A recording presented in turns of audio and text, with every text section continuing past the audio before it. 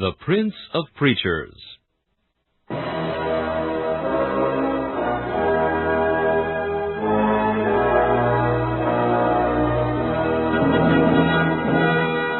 Charles Haddon Spurgeon has been called England's greatest contribution to the spread of the gospel in the 19th century.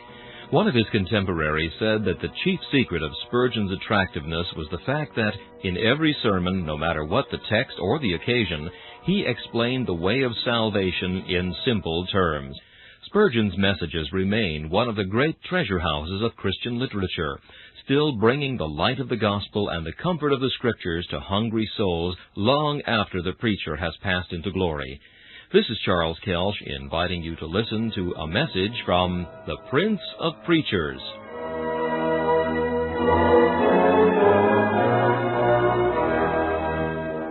C.H. Spurgeon preached this message on August 14, 1859, in the Music Hall of the Royal Surrey Gardens. It is entitled, The Tabernacle of the Most High. The text is found in Ephesians chapter 2 and verse 22. In whom ye also are builded together for an habitation of God through the Spirit. Under the old Mosaic dispensation, God had a visible dwelling place among men. The bright Shekinah was seen between the wings of the cherubim which overshadowed the mercy seat. And in the tabernacle, while Israel journeyed in the wilderness, and in the temple afterwards, when they were established in their own land, there was a visible manifestation of the presence of Jehovah in the place which was dedicated to His service. Now everything under the Mosaic dispensation was but a type, a picture, a symbol of something higher and nobler. That form of worship was, as it were, a series of shadow pictures, of which the gospel is the substance. It is a sad fact, however, that there is so much Judaism in all our hearts, that we frequently go back to the beggarly elements of the law, instead of going forward and seeing in them a type of something spiritual and heavenly to which we ought to aspire. It is disgraceful to the present century to hear some men talk as they do. They had better at once espouse the Jewish creed. I mean, it is disgraceful to hear some men speak as they do with regard to religious edifices. I remember to have heard a sermon once upon this text, If any man defile the temple of God, him will God destroy. And the first part of the sermon was occupied with a childish anathema against all who should dare to perform any unhallowed act in the churchyard, or who should lean the pole of a tent during the fair of the coming week against any part of that edifice, which, it seemed to me, was the God of the man who occupied the pulpit. Is there such a thing as a holy place anywhere? Is there any spot wherein God now particularly dwells? I think not. Hear ye the words of Jesus. Believe me, the hour cometh when ye shall neither in this mountain nor yet at Jerusalem worship the Father.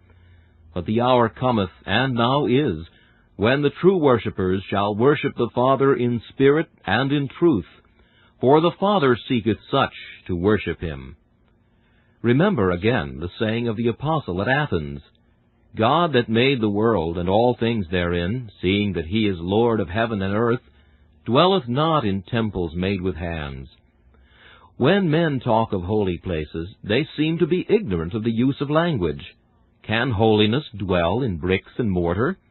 Can there be such a thing as a sanctified steeple? Can it possibly happen that there can be such a thing in the world as a moral window or a godly doorpost? I am lost in amazement, utterly lost, when I think how addled men's brains must be when they impute moral virtues to bricks and mortar and stones and stained glass. Pray, how deep doth this consecration go, and how high? Is every crow that flies over the edifice at that time in solemn air? Certainly it is as rational to believe that, as to conceive that every worm that is eating the body of an Episcopalian is a consecrated worm, and therefore there must necessarily be a brick wall or a wide gravel path to protect the bodies of the sanctified from any unhallowed worms that might creep across from the dissenter side of the cemetery. I say again, such child's play, such popery, such Judaism is a disgrace to our century. And yet, notwithstanding, We all find ourselves at many times and seasons indulging in it. That at which you have just now smiled is but pushing the matter a little further, an error into which we may very readily descend. We have a reverence for our plain chapels. We feel a kind of comfort when we are sitting down in the place which, somehow or other, we have got to think must be holy. Now, let us, if we can, and perhaps it takes a great sturdiness and independence of mind to do it, let us drive away once and forever all idea of holiness being connected with anything but with a conscious active agent. Let us get rid once and for all of all superstitions with regard to place. Depend upon it, one place is as much consecrated as another, and wherever we meet with true hearts reverently to worship God, that place becomes for the time being God's house. Though it be regarded with the most religious awe, that place which has no devout heart within it is no house of God. It may be a house of superstition, but a house of God it cannot be. But still, says one, God hath a habitation. Doth not your text say so? Yes, and of that house of God I am about to speak this morning. There is such a thing as a house of God, but that is not an inanimate structure, but a living and a spiritual temple, in whom, that is, Christ, ye also are builded together for a habitation of God through the Spirit. The house of God is built with the living stones of converted men and women, and the church of God which Christ hath purchased with his blood. This is the divine edifice, and the structure wherein God dwelleth even to this day. I would, however, make one remark with regard to places in which we worship. I do think, albeit there can be no sanctity of superstition connected with them, there is at the same time a kind of sacredness of association. In any place where God has blessed my soul, I feel that it is none other than the house of God and the very gate of heaven. It is not because the stones are hallowed, but because there I have met with God, and the recollections that I have of the place consecrated to me. That place where Jacob laid him down to sleep, what was it but his sleeping chamber for the time being? But his sleeping chamber was none other than the house of God. You have rooms in your houses, I hope, and closets there more sacred in truth than any gorgeous cathedral that ever lifted its spire to heaven. Where we meet with God, there is a sacredness, not in the place, but in the associations connected with it. Where we hold fellowship with God, and where God makes bare his arm, though it be in a barn, or a hedgerow, or on a moor, or on a mountainside, there is God's house to us, and the place is consecrated at once, but yet not so consecrated as that we may regard it with superstitious awe, but only consecrated by our own recollections of blessed hours which we have spent there in hallowed fellowship with God. Leaving that out of the question, I come to introduce you to the house of God, which he has builded for his habitation. We shall regard the church this morning thus: first, as a building; secondly, as a habitation; and thirdly, as what she is soon to become, namely, a glorious temple. First, then, we shall regard the church as a building. And here let us pause to ask the question, first of all, what is a church? What is the church of God? One sect claims the title for itself of the church, while other denominations hotly contend for it. It belongs to none of us. The church of God consisteth not of any one peculiar denomination of men. The church of God consisteth of those whose names are written in the book of God's eternal choice, the men who were purchased by Christ upon the tree, the men who are called of God by his Holy Spirit, and who, being quickened by that same Spirit, partake of the life of Christ, and become members of his body, of his flesh, and of his bones. These are to be found in every denomination, among all sorts of Christians, some stray ones where we little dreamed of them. Here and there a member of the church of God hidden in the midst of the darkness of accursed Rome. Now and then, as if by chance, a member of the church of Christ, connected with no sect whatever, far away from all connection with his brethren, having scarcely heard of their existence, yet still knowing Christ, because the life of Christ is in him. Now this church of Christ, the people of God throughout the world, by whatever name they may be known, are in my text compared to a building in which God dwells. I must now indulge in a little allegory with regard to this building. The church is not a heap of stones shot together. She is a building. Of old her architect devised her. Methinks I see him, as I look back into old eternity, making the first outline of his church. Here, saith he in his eternal wisdom, shall be the cornerstone, and there shall be the pinnacle. I see him ordaining her length and her breadth, appointing her gates and her doors with matchless skill, devising every part of her, and leaving no single portion of the structure unmapped. I see him, that mighty architect, also choosing to himself every stone of the building, ordaining its size and its shape, settling upon his mighty plan the position each stone shall occupy, whether it shall glitter in front, or be hidden in the back, or buried in the very center of the wall. I see him marking not merely the bare outline, but all the fillings up, all being ordained, decreed, and settled in the eternal covenant, which was the divine plan of the mighty architect upon which the church is to be built. Looking on, I see the architect choosing a cornerstone. He looks to heaven, and there are the angels, those glittering stones. He looks at each one of them from Gabriel down, but he saith, None of you will suffice. I must have a cornerstone that will support all the weight of the building, for on that stone every other one must lean. O Gabriel, thou wilt not suffice. Raphael, thou must lay by, I cannot build with thee.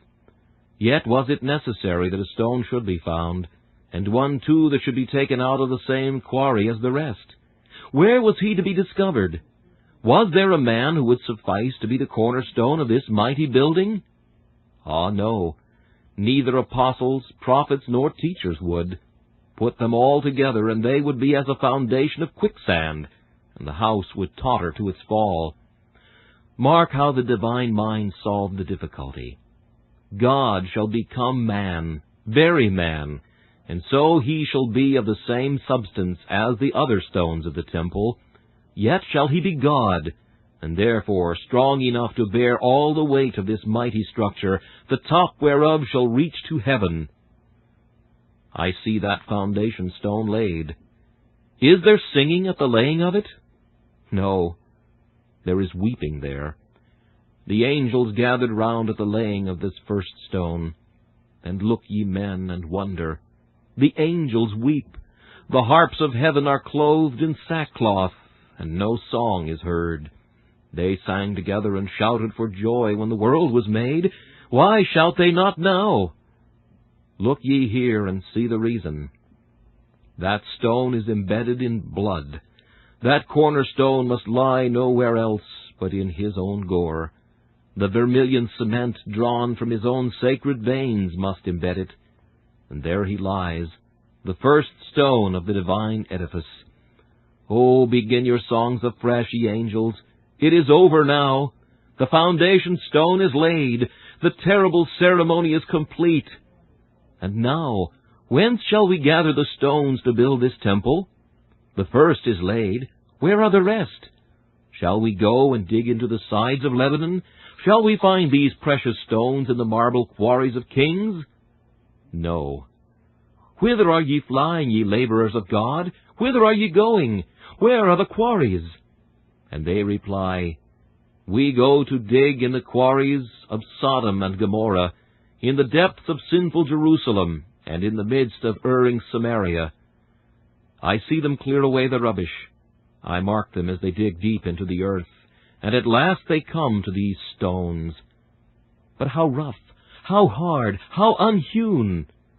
Yes, but these are the stones ordained of old in the decree, and these must be the stones and none other. There must be a change effected. These must be brought in and shaped and cut and polished and put into their places. I see the workmen at their labor. The great saw of the law cuts through the stone, and then comes the polishing chisel of the gospel. I see the stones lying in their places, and the church is rising. The ministers, like wise master builders, are there running along the wall, putting each spiritual stone in its place. Each stone is leaning on that massive cornerstone, and every stone depending on the blood, and finding its security and its strength in Jesus Christ, the cornerstone, elect and precious. Do you see the building rise as each one of God's chosen is brought in, called by grace and quickened? Do you mark the living stones as in sacred love and holy brotherhood they are knit together? Have you ever entered the building and seen how these stones lean one upon another, bearing each other's burden, and so fulfilling the law of Christ? Do you mark how the church loveth Christ, and how the members love one another?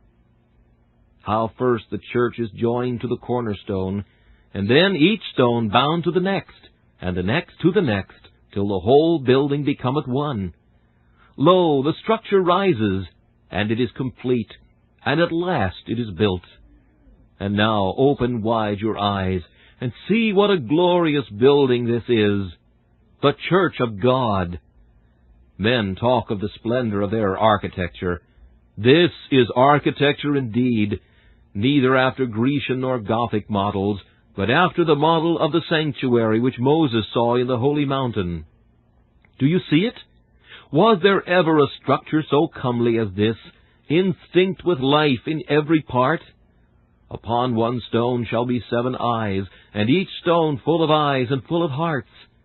Was ever a thought so massive as this, a building built of souls, a structure made of hearts? There is no house like a heart for one to repose in. There a man may find peace in his fellow man. But here is the house where God delighteth to dwell, built of living hearts, all beating with holy love, built of redeemed souls, chosen of the Father, bought with the blood of Christ. The top of it is in heaven. Part of them are above the clouds. Many of the living stones are now in the pinnacle of paradise. We are here below. The building rises, the sacred masonry is heaving, and as the cornerstone rises, so all of us must rise, until at last the entire structure, from its foundation to its pinnacle, shall be heaved up to heaven, and there it shall stand forever, the new Jerusalem, the temple of the majesty of God. With regard to this building, I have just a remark or two to make before I come to the next point. Whenever architects devise a building, they make mistakes in forming the plan. The most careful will omit something. The most clever find in some things he has been mistaken. But mark the church of God. It is built according to rule and compass and square, and it shall be found at last that there has not been one mistake. You, perhaps, my dear brother, are a little stone in the temple, and you are apt to think that you ought to have been a great one. There is no mistake about that. You have but 1 talent. That is enough for you. If you had 2, you would spoil the building. You are placed, perhaps, in a position of obscurity, and you are saying, "Oh, that I were prominent in the church." If you were prominent, you might be in a wrong place, and but 1 stone out of its place in architecture, so delicate as that of God, would mar the whole. You are where you ought to be. Keep there. Depend on it, there is no mistake. When at last we shall go round about her, mark her walls, and tell her bulwarks, we shall each of us be compelled to say, "How glorious is this Zion!" When our eyes shall have been enlightened, and our hearts instructed, each part of the building will command our admiration. The top stone is not the foundation, nor does the foundation stand at the top. Every stone is of the right shape, the whole material is as it should be, and the structure is adapted for the great end, the glory of God, the temple of the Most High. Infinite wisdom, then, may be remarked in this building of God. Another thing may be noticed, namely, her impregnable strength. This habitation of God, this house which is not made with hands, but is of God's building, has often been attacked, but it has never been taken. What multitudes of enemies have battered against her old ramparts, but they have battered in vain. The kings of the earth stood up, and the rulers took counsel together. But what happened? They came against her, every one of them with mighty men, each man with his sword drawn. But what became of them? The Almighty scattered kings in Hermon like snow in Salmon. As the snow is driven from the mountainside before the stormy blast, even so didst thou drive them away, O God, and they melted before the breath of thy nostrils.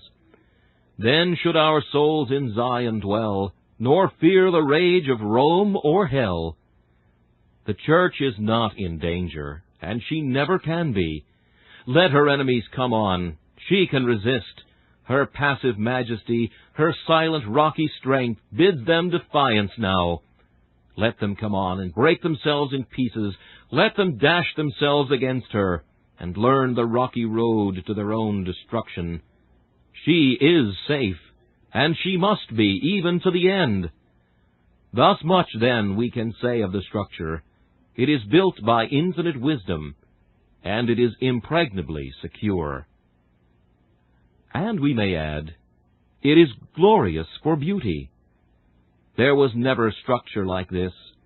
One might feast his eyes upon it from dawn to eve, and then begin again. Jesus himself takes delight in it. So pleased is God in the architecture of his church, that he has rejoiced with his church as he never did with the world. When God made the world, he heaved the mountains, and digged the seas, and covered its valleys with grass. He made all the fowls of the air, and all the beasts of the field. Yea, and he made man in his own image. And when the angels saw, they sang together, and they shouted for joy. God did not sing. There was no sufficient theme song for him that was holy, holy, holy. He might say it was very good. There was a goodness of fitness about it, but not moral goodness of holiness. But when God built his church, he did sing. And that is the most extraordinary passage, I sometimes think, in the whole Word of God, where he is represented as singing. Thy Redeemer in the midst of thee is mighty. He will save. He will rest in his love. He will rejoice over thee with singing. Think, my brethren, of God himself looking at his church, and so fair and beautiful is the structure that he sings over his work, and as each stone is put in its place, divinity itself sings. Was ever song like that? Oh, come, let us sing, let us exalt the name of God together. Praise him who praiseth his church, who hath made her to be his peculiar dwelling place. Thus, then, have we in the first place regarded the church as a building. But the true glory of the church of God consists in the fact that she is not only a building, but that she is a habitation. There may be great beauty in an uninhabited structure, but there is always a melancholy thought connected with it. In riding through our country, we often come upon a dismantled tower or castle. It is beautiful, but it is not a thing of joy. There is a sorrowful recollection connected with it. Who loves to see desolate palaces? Who desireth that the land should cast out her sons, and that her houses should fail of tenants? But there is joy in a house lit up and furnished, where there is the sound of men. Beloved, the church of God hath this for her peculiar glory, that she is a tenanted house, that she is a habitation of God through the Spirit. How many churches there are that are houses, yet not habitations! I might picture to you a professed church of God. It is built according to square and compass, but its model has been formed in some ancient creed and not in the Word of God. It is precise in its discipline according to its own standard, and accurate in its observances according to its own model. You enter that church. The ceremony is imposing. The whole service perhaps attracts you for a while, but you go out of that place conscious that you have not met with the life of God there, that it is a house, but a house without a tenant. It may be professedly a church, but it is not a church possessing the indwelling of the Holy One. It is an empty house that must soon be dilapidated and fall.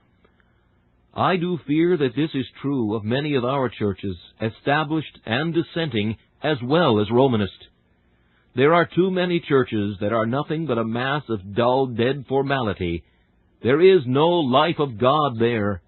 You might go to worship with such a people day after day, and your heart would never beat more quickly, your blood would never leap in its veins, your soul would never be refreshed, for it is an empty house. Fair may be the architecture of the structure, but empty is its storehouse. There is no table spread, there is no rejoicing, no killing of the fatted calf, no dancing, no singing for joy. Beloved, let us take heed, lest our churches become the same, lest we be combinations of men without spiritual life, and consequently houses uninhabited, because God is not there. But a true church that is visited by the Spirit of God, where conversion, instruction, devotion, and the like are carried on by the Spirit's own living influences, such a church has God for its inhabitant. And now we will just turn over this sweet thought. A church built of living souls is God's own house. What is meant by this? I reply, a house is a place where a man solaces and comforts himself. Abroad we do battle with the world. There we strain every nerve and sinew that we may stem a sea of troubles and may not be carried away by the stream. Abroad among men we meet those of strange language to us, who often cut us to the heart and wound us to the quick. We feel that there we must be upon our guard. We could often say, my soul is among lions. I lie even among those that are set on fire of hell. Going abroad in the world, we find but little rest. But the day's work done, we go home, and there we solace ourselves. Our weary bodies are refreshed. We throw away the armor that we've been wearing, and we fight no more. We see no longer the strange face, but loving eyes beam upon us. We hear no language now which is discordant in our ears. Love speaks, and we reply. Our home is the place of our solace, our comfort, and our rest. Now, God calls the church His habitation, His home. See Him abroad. He is hurling the thunderbolt and lifting up His voice upon the waters. Hearken to Him. His voice breaks the cedars of Lebanon and makes the hinds to calve. See Him when He makes war, riding the chariot of His might. He drives the rebellious angels over the battlements of heaven, down to the depth of hell. Behold Him as He lifteth up Himself in the majesty of His strength. Who is this that is glorious? It is God, most high and terrible. But see, He lays aside His glittering sword. His spear He bears no longer. He cometh back to His home. His children are about Him. He taketh His solace and His rest. Yea, think not I venture too far. He shall rest in His love, and He doth do it. He resteth in His church. He is no longer a consuming fire, a terror and a flame. Now is He love and kindness and sweetness, ready to hear the prattle of His children's prayer and the disjointed notes of His children's song. Oh, how beautiful is the picture of the church as God's house, the place in which He takes His solace. For the Lord hath chosen Zion, He hath desired it for His habitation. This is my rest forever. Here will I dwell, for I have desired it. Furthermore, a man's home is the place where he shows his inner self. You meet a man at the market. He deals sharply with you. He knows with whom he has to deal, and he acts with you as a man of the world. You see him again at home, talking with his children, and you say, "What a different man! I could not have believed it was the same being." Mark again the professor in his chair. He is instructing students in science. Mark his sternness as he speaks upon recondite themes. Would you believe that that same man will, in the evening, have his little one upon his knee, and will tell it childish tales and repeat the ballads of the nursery? And yet it is even so. See the king as he rides through the street in his pomp. Thousands gather round him. Acclamation rends the sky. With what majestic port he bears himself! He is all a king, every inch a monarch, as he towers in the midst of the multitude. Have you seen the king at home? He is then just like other men. His little ones are about him. He is on the floor with them in their games. Is this the king? Yes, it is even he. But why did he not do this in his palace, in the streets? Oh, no. That was not his home. It is in his home that a man unbends himself. Even so with regard to our glorious God. It is in his church that he manifests himself as he does not unto the world. The mere worldling turns his telescope to the sky, and he sees the pomp of God in the stars, and he says, O God, how infinite art thou! Devoutly he looks across the sea, and beholds it lashed with tempest, and he says, Behold the might and majesty of the deity! The anatomist dissects an insect, and discovers in every part of it divine wisdom, and he says, How wise is God! Aye, but it is only the believer who, as he kneels in his chamber, can say, My Father made all these, and then can say, Our Father, which art in heaven, hallowed be thy name. There are sweet revelations which God makes in his church, which he never makes anywhere else. It is there he takes the children to his bosom. It is there he opens his heart, and lets his people know the fountains of his great soul, and the might of his infinite affection. And is it not a sweet thing to think of God at home with his family, happy in the house of his church? But yet furthermore, another thought strikes me now. A man's home is the center of all he does. Yonder is a large farm. Well, there are outbuildings and hayricks and barns and the like, but just in the middle of these there is the house, the center of all husbandry. No matter how much wheat there may be, it is to the house the produce goes. It is for the maintenance of the household that the husbandman carries on his husbandry.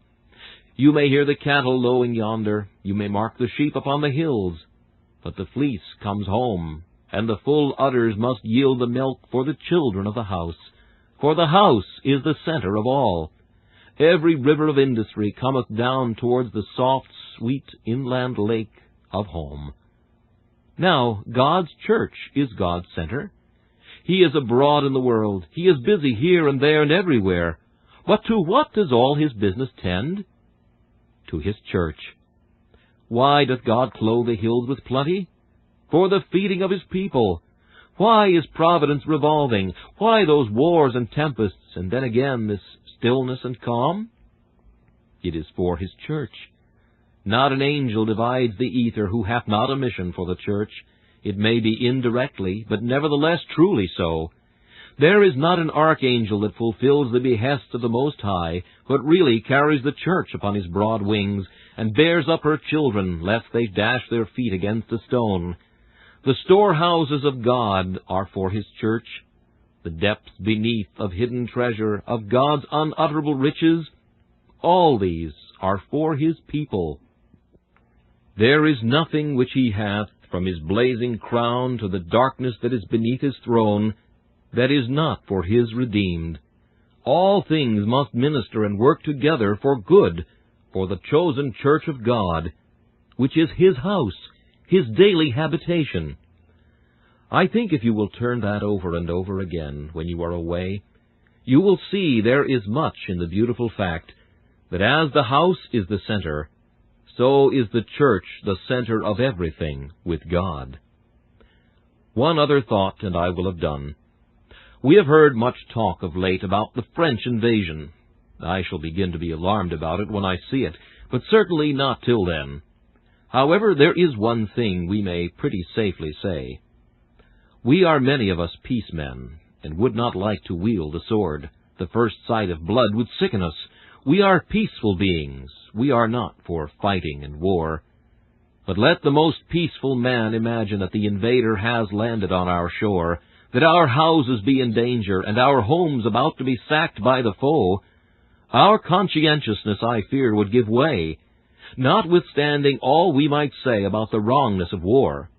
I query whether there be a man among us who would not take such weapon as he could find next to hand to repel the enemy. With this for our war cry, our hearts and our homes, we would rush upon the invader, be he who he may or what he may. There is no might so tremendous that it could paralyze our arm. Until we were frozen in death, we would fight for our home. There would be no command so stern that it could quiet us.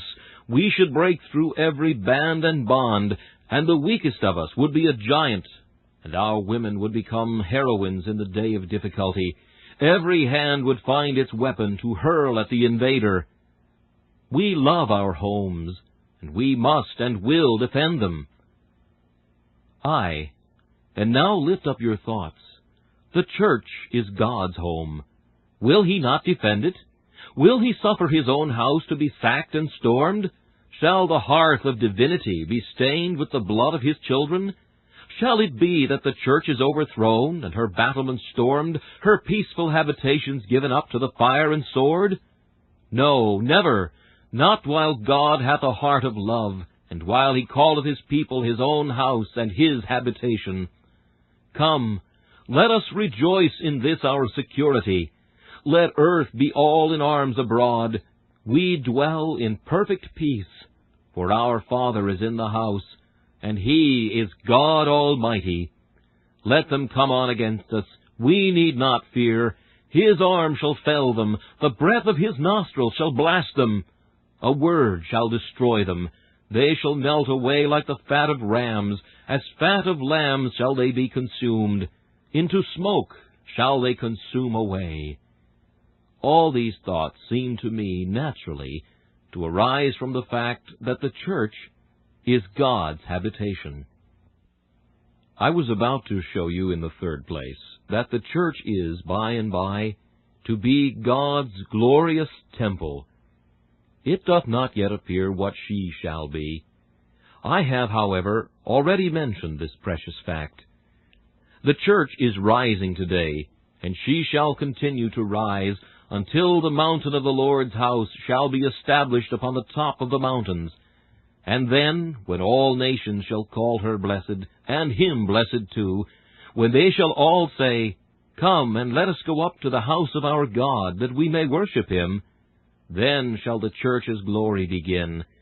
When this earth shall pass away, and when all the monuments of empires shall be dissolved, and run down in the common lava of the last burning, then shall the church be caught up in the clouds, and afterwards be exalted to heaven itself, to become a temple such as eye hath not seen. And now, brethren and sisters, in conclusion I make these remarks. If the church of God is God's house, what should you and I do? Why, we should earnestly seek, as being a part of that temple, always to retain the great inhabitant. Let us not grieve his spirit, lest he leave his church for a while. Above all, let us not be hypocrites, lest he never come into our hearts at all. And if the church be God's temple and God's house, let us not defile it. If you defile yourself, you defile the church. For your sin, if you be a church member, is the church's sin. The defilement of one stone in a building virtually mars its perfection. Take care that thou be holy, even as he is holy. Let not thine heart become a house for Belial. Think not that God and the devil can dwell in the same habitation. Give thyself wholly to God. Seek for more of his Spirit, that as a living stone thou mayest be wholly consecrated, and never be content unless thou feelest in thyself the perpetual presence of the divine inhabitant who dwelleth in his church. May God now bless every living stone of the temple. And as for you that as yet are not hewn out of the quarries of sin, I pray that divine grace may meet with you, that you may be renewed and converted, and at last be partakers of the inheritance of the saints in light. This message, The Tabernacle of the Most High, was preached by Charles Haddon Spurgeon on August 14th, 1859. This is Charles Kelsch inviting you to join me again for another message from the Prince of Preachers,